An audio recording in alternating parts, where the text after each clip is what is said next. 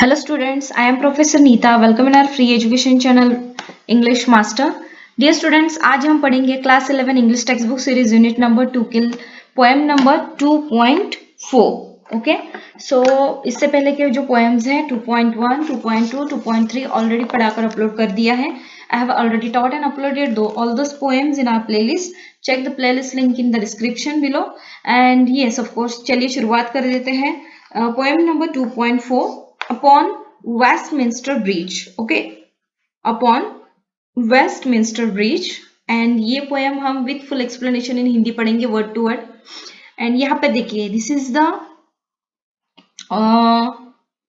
Image और picture of the Westminster bridge. Okay, Westminster bridge, ये जो ब्रिज है ये लंदन में है. इसके बारे में हम आगे जानकारी ले लेते हैं. चलिए शुरुआत कर देते हैं. Do like share subscribe our channel and yes of course thanks a lot for your love and support to our English master channel. इसी तरह से हमारे चैनल के साथ बने रहिएगा एंड कमेंट्स थ्रू आप सबका जो प्यार मिल रहा है इसी तरह से आपका प्यार हमें मिलता रहे. So this is the image of William Wordsworth. This is the picture of William Wordsworth. William Wordsworth, born on April 7, 1770, was a major English romantic poet who was an honored poet laureate of the United Kingdom in the court of Queen Victoria from 1843 until his death on 23 April 1850. So, William Wordsworth ये English romantic poet के नाम से जाने जाते थे and उनको poet laureate ये जो एक ऑनर है ये in the court of queen Victoria UK में जहाँ पे है United kingdom, it means London में इनको ये किताब दिया गया था. And he is a leading English nature poet. His collection of poetry, lyrical ballads, is considered as the central work of romantic literary theory. The poem Upon Westminster Bridge is one of the best examples of his romantic poems. So आज जो हम ये poem पढ़ने वाले हैं, so this is the one romantic poem of William Wordsworth's collections. And Upon Westminster Bridge is a Petrarchan sonnet in which William Wordsworth describes the beauty of the bridge as seen at the dawn from the Westminster Bridge, London. London में ये bridge है, Westminster bridge. आप Google करके भी check कर सकते हो तो उसके बारे में आपको जानकारी जानने के लिए मिलेगी. डॉन यानी कि क्या, कि जो मॉर्निंग, अर्ली मॉर्निंग का जो समय होता है, मॉर्निंग में यानी कि 3 बजे के बाद, 3, 4, 5, 6 इन बिटवीन दिस जो टाइम होता है, सो दैट टाइम जो ब्यूटी, जो नेचर ऑफ द ब्यूटी यहाँ पर ब्रिज का इन्हें देखने के लिए मिला है विलियम वर्ड्सवर्थ को, तो उन्होंने ये डिस्क्राइब किया है. The then world had to still experience the industrial revolution, यानी कि इंडस्ट्रियल रेवोल्यूशंस बहुत सारे हो गए हैं. And the poet was enthralled by the panoramic landscape, beauty, calm and quiet nature before him. और इस पोएम थ्रू विलियम वर्ड्सवर्थ ने हमें मॉर्निंग की जो एक ब्यूटी है नेचर की, उसकी जानकारी दी है कि कितनी शांत मॉर्निंग में जो शांति रहती है, जो ब्यूटी रहती है, सो वो हमें यहाँ पर इस पोएम थ्रू पढ़ने के लिए मिलने वाली है जो उन्होंने यहाँ पर डिस्क्राइब किया है. This poem was first published in the collection of poems in 2 volumes in 1807. Okay, 1807 में ये पोएम पब्लिश हुआ था कलेक्शन ऑफ पोएम्स के पब्लिशन में. सो चलिए शुरुआत कर देते हैं आज की इस पोएम को. पोएम छोटी है लेकिन बहुत ही इंटरेस्टिंग है. Earth has not anything to show more fair. Earth यानी कि पृथ्वी. Has not anything to show more fair and dull would he be of soul who could pass by. A sight so touching in its majesty, majesty यानी जादू. This city now doth like a garment wear the beauty of the morning, silent and bare. यहाँ पे देखिए DOTH, dot का meaning इसको हम क्या pronounce करेंगे, डथ प्रोनाउंस करेंगे. Okay, so doth it means DOES, does, यानी कि ये जो है हमारा जो वर्ब है, ठीक है. So this is the type of verb जो हम डू डज का इस्तेमाल करते हैं. सो डज के बजाय जो इंग्लिश ग्रामर है, पहले के ग्रामर में डथ, DOTH, डथ, ये वर्ब यूज किया जाता था. गारमेंट का मतलब तो आप सबको पता है, यानी कि कपड़ा, वस्त्र. वेयर यानी पहनना, the beauty of the morning, silent यानी कि शांति, एंड बेयर, बेयर यानी कि जो हम उसको बोल सकते हैं ना कि नंगे पैर, लाइक दिस। ओके, सो चलिए इसका हिंदी में अर्थ जान लेते हैं। Earth has not anything to show more fair, पृथ्वी पर इससे पहले इतना अधिक सुंदर दृश्य नहीं हो सकता था। Dull would he be of soul who could pass by, और केवल वह व्यक्ति जो बहुत अधिक सुस्त है, डल यानी कि सुस्त होना, जो बहुत अधिक सुस्त है, और sight so touching in its majesty, वह इस तरह के शानदार दृश्यों को नजरअंदाज करेगा। Dull would he be of soul who could pass by, यानी कि वही व्यक्ति कि जिसकी जो आत्मा है वो बहुत, यानी कि वो खुद बहुत ही सुस्त होगा, वह इस तरह के शानदार दृश्यों को नजरअंदाज करेगा। This city now doth like a garment wear, the beauty of the morning silent bear. शहर शांत है, शहर शांत है, अभी तक नहीं जागा है, और सुबह की जो साफ हवा होती है, जो शुद्ध हवा होती है, उसमें की जो चमक है मैं अभी महसूस कर सकता हूँ। इस तरह से विलियम वर्ड्सवर्थ यहाँ पर उनका एक्सपीरियंस शेयर कर रहे हैं कि उनको कैसा लग रहा है मॉर्निंग के टाइम में, अर्ली मॉर्निंग के टाइम पे। यह ऐसा मानो लंदन शहर सुबह की सुंदरता को वस्त्र के रूप में समेटे हुए हैं, लपेटे हुए हैं।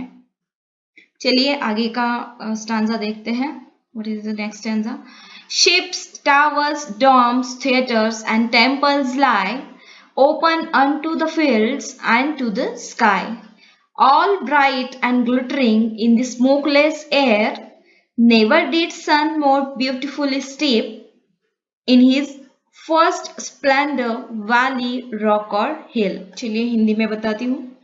सूर्योदय के समय यहाँ तक कि मानव निर्मित संरचना, यानी कि जो शिप्स हैं, यानी कि जो जहाज है, टावर, जो बड़े बड़े टावर्स हैं, डॉम्स यानी कि जो गुबंद है, theatres, and temples, temples and यानी कि जो मंदिर है, ठीक है।